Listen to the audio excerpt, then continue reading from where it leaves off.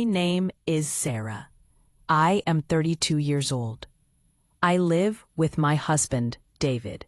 We have been married for 5 wonderful years, and until recently, I considered our life a masterpiece of simple happiness. David is 35. He is kind, funny, and he works hard as a financial consultant. We share everything, from our dreams of owning a cabin by the lake to the daily worry about our small dog, Max, who has a sensitive stomach. I trusted David completely. I believed our life was perfect, built on a foundation of honesty and mutual commitment. I truly believed our love would last forever. The subtle changes began about 2 months ago. David became distant, not physically, but mentally. His eyes, once focused solely on me during our evening talks, now seemed to wander, often settling on his phone, which he began guarding with unusual care. He started taking calls in the garage, claiming the reception was better there, even though our Wi-Fi booster was right near the kitchen. When he did speak on the phone, his voice was low and his words were vague, always about a client or a complex deal. When I asked him, he would only say, "Too much pressure at work, Sarah. I need to focus to get through this project." I tried to believe him. I truly did. I made him his favorite meals and tried to give him the space he requested. But the change in him made me more than just nervous. It filled me with a cold, creeping anxiety. He was no longer the open, happy man I knew. He was a man with a heavy secret. The truth broke through the perfect veneer of our life one ordinary Tuesday evening.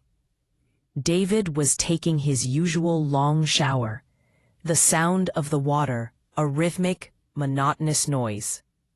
His phone was lying face up on the nightstand, something he rarely did anymore. Suddenly, the screen lit up. A message notification popped up from a contact named Kay. I did not know anyone named Kay. The text message was stark, chilling the blood in my veins. "I miss you. When can we meet again? I need to talk about next week and the Paris trip." Paris. We had planned our own trip to Paris for our anniversary next year. My heart started beating fast, a painful drum against my ribs. Why was someone texting my husband about Paris so late? Why was he hiding this person? My hands were instantly clammy. The conflict was intense. The wife who trusts versus the woman who knows something is terribly wrong. The woman who knows something is terribly wrong won. I picked up David's phone. My hands were shaking so hard I almost dropped it. I opened the messages from Kay. There were pages and pages of texts. They were full of details about secret meetings in a downtown cafe, shared laughter over inside jokes, and dinners David had told me were mandatory late-night work sessions. One recent message, time-stamped just 2 days prior, cut the deepest. "I wish we could be together all the time. Soon, my love." I scrolled up further, past the intimate words, and finally saw a photo profile attached to the contact. Kay was Kathy, a former colleague of David's from another firm. I knew her name, but I thought they were just acquaintances. We had met her once at a company party years ago. The betrayal wasn't just physical. It was an elaborate, tapestry of lies woven into the fabric of our daily life. Every time he said, "I love you," every time he told me his work was consuming him, it was a performance. A few minutes later, the water stopped. David came out of the shower, wrapped in his towel, looking happy and relaxed. He whistled a tune as he reached for his phone. He saw the screen open to the messages and saw my face. He froze. His cheerful expression dissolved instantly, replaced by a look of terror and shame. I placed the phone on the bed, my voice quiet, almost a whisper, yet firm. "David," I said, "who is Kathy and what is she talking about? Tell me the truth, David, now." He tried to plead, to reach out, to touch me. I backed away, shaking my head. "Don't touch me." David sat down heavily on the edge of the bed and held his head in his hands, the towel dropping slightly. He was defeated. He took a long, shaky breath and confessed that he had been seeing Kathy for 2 months. "Sarah, I'm so sorry," he repeated, his voice thick with tears. He claimed it started as a work friendship, a way to vent about job stress, and then it became more. He said he felt lonely sometimes, and that he made a big mistake. "It's over now, Sarah. I promise. I ended it yesterday. The Paris thing was a mistake." I was going to tell her I couldn't go. I listened, my body cold. He was asking me to believe one last lie, that he had just ended it. But the truth was, he was only ending it because he was caught. I could not speak. Tears filled my eyes. Not tears of anger, but of devastating loss. He was my husband, the man I loved, the man I trusted. Now he was just a stranger, a liar with a secret life.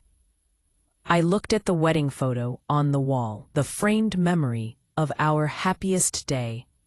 I remembered our vows, strong, to have and to hold, from this day forward, for better, for worse, and to be faithful, always.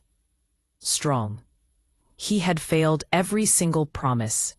He had not only hurt me, he had destroyed our beautiful life and stained every memory from the past 2 months.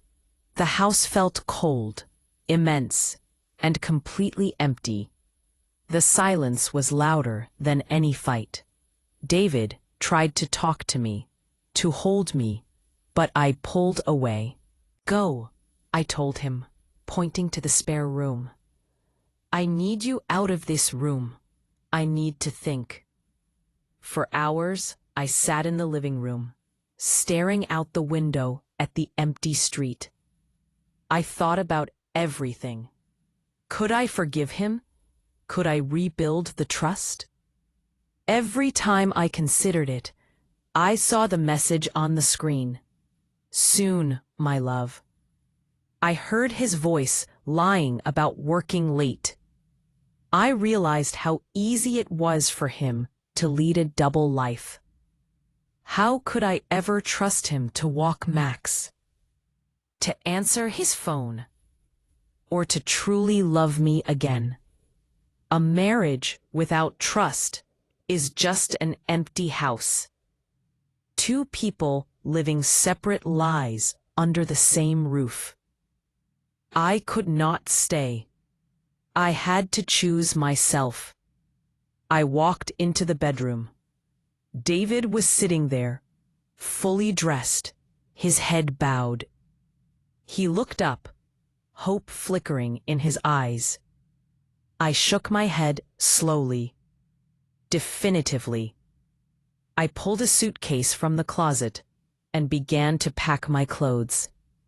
My heart was broken, but my mind was finally clear. I needed to build a new life, one built on my own truth. I wrote a short letter for David. I left it on the kitchen table, next to the untouched wedding photo. It said, "I cannot stay in a marriage built on lies. The beautiful life we had was only real to me. I choose truth. Goodbye, Sarah." I picked up Les suitcase, heavy with clothes, but my spirit felt lighter. I looked back at the house one last time. The home we had built together. Now just a painful monument to a failed promise. It was the end of Sarah and David's story. I opened the door and stepped out into the dark night. It was the hardest thing I had ever done. But I knew it was the only way forward. I was walking into the unknown. But I was ready for my new start.